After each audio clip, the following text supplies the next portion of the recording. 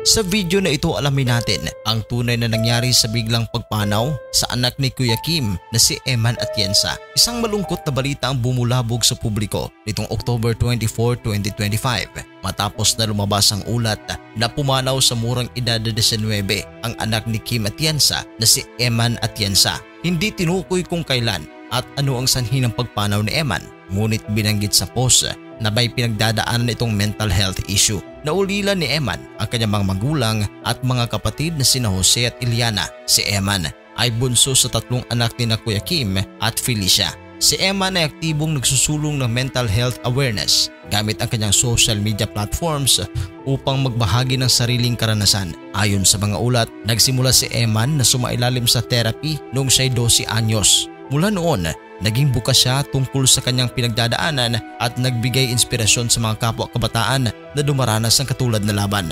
Bagamat hindi na ibinigay ang detalye ng pagpanaw, marami sa mga netizens at mga kaibigan ng pamilya ang nagpahatid ng pakikiramay at dasal sa social media.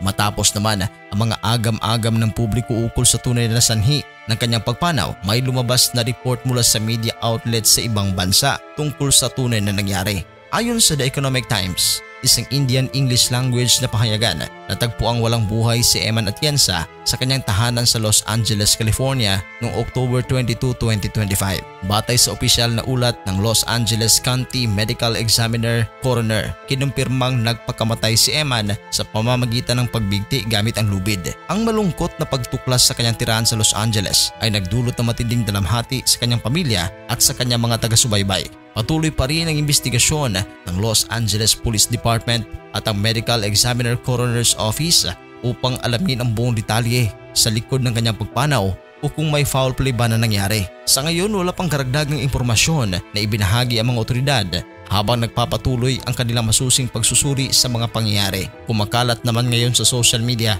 ang huling mensahe ni Eman sa kanyang mga fans na nagpasalamat sa mga sumusuporta sa kanya at nagpaliwanag kung bakit siya nag-deactivate na account. Agaw pansin naman sa kanyang mensahe ang kanyang karanasan na nakatanggap umano ito halos araw-araw ng mga pagbabanta sa kanyang buhay na mga DDS na patuloy umanong nambaba sa kanya. Si Eman ay naninirahan sa US para sa kanyang pag-aaral. Nagpasya ang kanyang pamilya na doon siya magpatuloy sa pag-aaral at karera dahil mas malawak ang exposure at training na makukuha sa Amerika. Sa murang edad, naging independent thinker siya. Gusto niyang gumawa ng sariling pangalan at identity, hiwalay sa shadow ng kanyang mga magulang. Ang paninirahan sa US ay nagbigay sa kanya ng privacy at kalayaan, lalo na bilang isang Gen Z creator na mas komportable sa mas bukas at liberal na environment.